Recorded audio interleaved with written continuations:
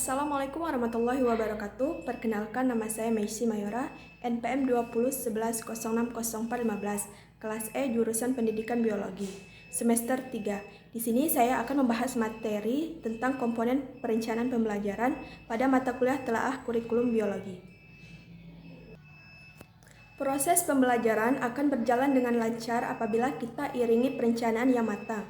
Karena pembelajaran merupakan tujuan dari pendidikan dalam membentuk tingkah laku siswa hingga guru yang baik akan berusaha untuk mewujudkan pembelajaran yang berhasil. Keberhasilan itu akan dapat dengan perencanaan yang sudah terencana sebelumnya agar seorang guru dapat menentukan strategi yang akan mereka gunakan. Dan kali ini saya akan membahas beberapa komponen yang digunakan dalam penyusunan perencanaan pembelajaran. Berikut ulasannya. Yang pertama, pengertian dari perencanaan pembelajaran. Secara umum, perencanaan pembelajaran merupakan proses penetapan serta pemanfaatan sumber daya secara terpadu sehingga dapat menunjang kegiatan dan upaya yang akan berjalan secara efektif dan efisien. Perencanaan pembelajaran juga meliputi kegiatan perumusan tujuan untuk pencapaian kegiatan pembelajaran yang guru buat.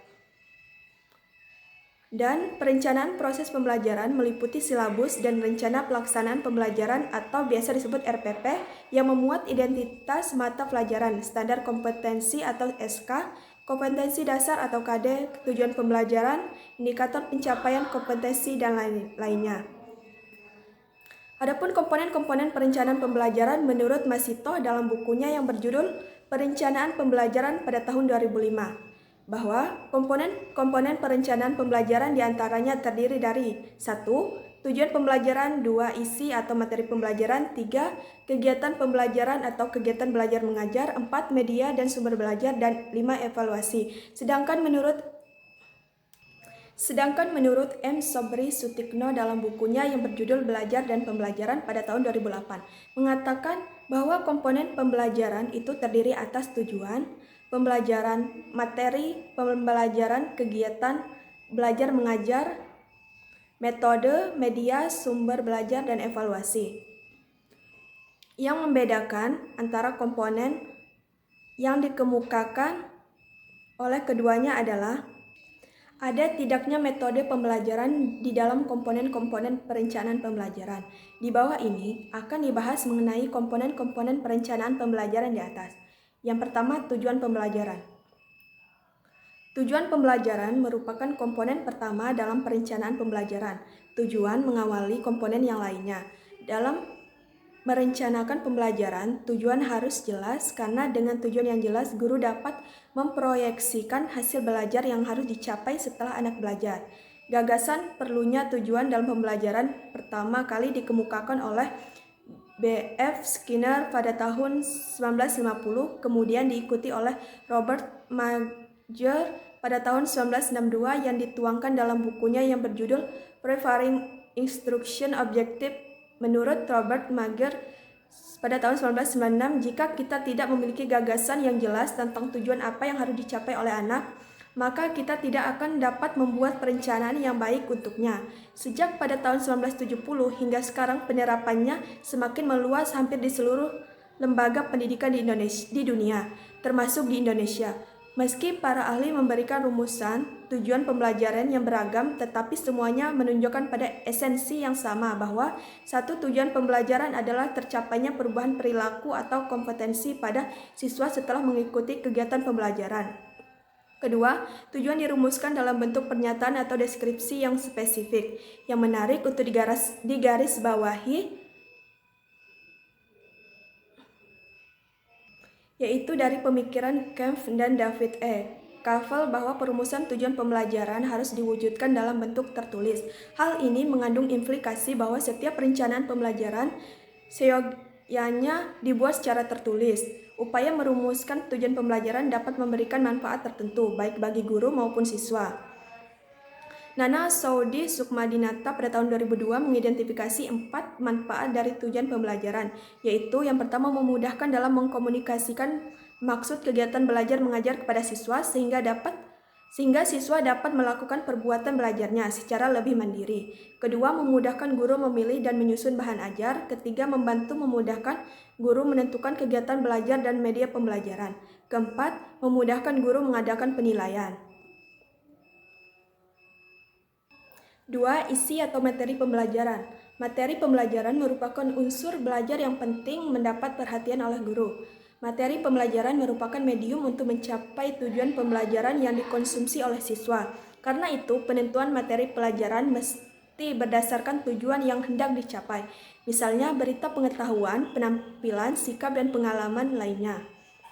Nana Sujana pada tahun 2000 menjelaskan ada beberapa hal yang harus diperhatikan dalam penetapan materi pembelajaran. Di antaranya, yang pertama, materi pelajaran harus sesuai dan menunjang tercapainya tujuan. Kedua, materi pelajaran yang ditulis dalam perencanaan pembelajaran terbatas pada konsep saja atau berbentuk garis besar, bahan tidak pula diuraikan terinci. Ketiga, menetapkan materi pembelajaran harus serasi dengan urutan tujuan.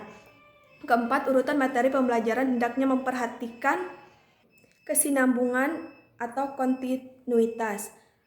Kelima, materi pelajaran disusun dari hal sederhana menuju yang kompleks, dari yang mudah menuju yang sulit, dari yang konkret menuju yang abstrak. Dengan cara ini siswa akan mudah memahaminya. Dan sifat materi pelajaran ada yang faktual dan ada yang konseptual. Ketiga, kegiatan pembelajaran dalam merancang. Kegiatan pembelajaran, guru harus mengidentifikasi apa yang akan dipelajari oleh setiap anak dan bagaimana anak mempelajarinya. Komponen dalam kegiatan pembelajaran menggambarkan proyeksi kegiatan yang harus dilakukan anak dan kegiatan apa yang dilakukan guru dalam memfasilitasi belajar anak. Dalam merancang kegiatan belajar, kegiatan harus dirumuskan secara jelas dan rinci. Hal-hal yang perlu dipertimbangkan dalam menetapkan kegiatan belajar mengajar dapat dicermati sebagai berikut. Yang pertama, kegiatan harus berorientasi pada tujuan. Kedua, kemampuan yang harus dicapai anak adalah melalui praktik langsung. Ketiga, kegiatan pembelajaran harus berorientasi pada perkembangan. Keempat, kegiatan pembelajaran harus berorientasi pada kegiatan yang integrated yang berpusat pada tema. Kelima, kegiatan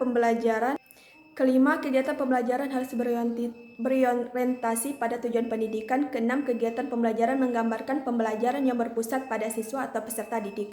Ketujuh, kegiatan pembelajaran harus menggambarkan kegiatan yang menyenangkan. Kedelapan, walaupun penetapan kegiatan berorientasi pada siswa, kegiatan harus memungkinkan bagaimana guru dapat membantu siswa belajar. Yang keempat, metode.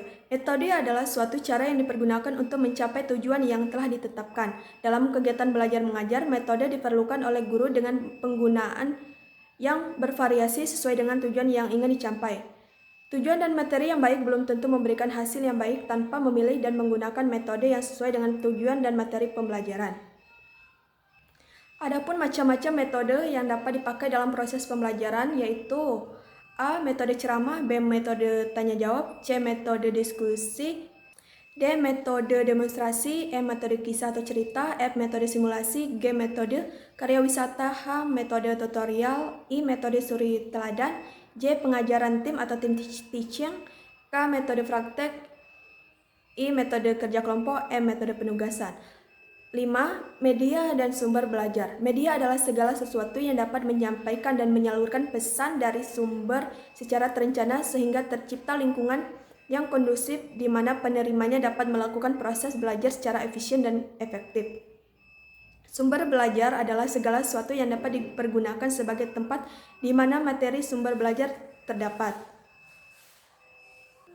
Keenam, evaluasi. Menurut M. Sutikno, evaluasi adalah suatu tindakan atau proses untuk menentukan nilai dari suatu tindakan atau suatu proses untuk menentukan nilai dari sesuatu. Sedangkan menurut Masito, evaluasi adalah suatu proses memilih, mengumpulkan, dan menafsirkan informasi untuk membuat keputusan. Dalam perencanaan pembelajaran, evaluasi dimaksudkan untuk mengukur apakah tujuan atau kemampuan yang sudah ditetapkan dapat tercapai. Jadi, evaluasi merupakan aspek yang penting yang berguna untuk mengukur dan menilai seberapa jauh tujuan pembelajaran telah tercapai atau hingga mana terdapat kemajuan siswa dan bagaimana tingkat keberhasilan sesuai dengan tujuan pembelajaran tersebut. 7. Standar kompetensi. Komponen ini adalah kualifikasi kemampuan minimal dari peserta yang menggambarkan penguasaan pengetahuan, sikap, serta keterampilan yang berharap mampu tercapai pada setiap kelas dan semester untuk semua mata pelajaran. Kedelapan, kompetensi dasar, sejumlah kemampuan yang harus dimiliki oleh peserta pada mata pembelajaran tertentu yang nantinya menjadikan sebagai rujukan dalam penyusunan indikator kompetensi. 9. Indikator pencapaian kompetensi, perilaku yang dapat diukur dan observasi untuk menunjukkan pencapaian kompetensi dasar yang akan menjadi acuan penilaian pada suatu mata pelajaran. Sekian dari materi saya. Apabila ada kesalahan, saya mohon maaf. Wabillahi taufiq wal hidayah. Wassalamualaikum warahmatullahi wabarakatuh.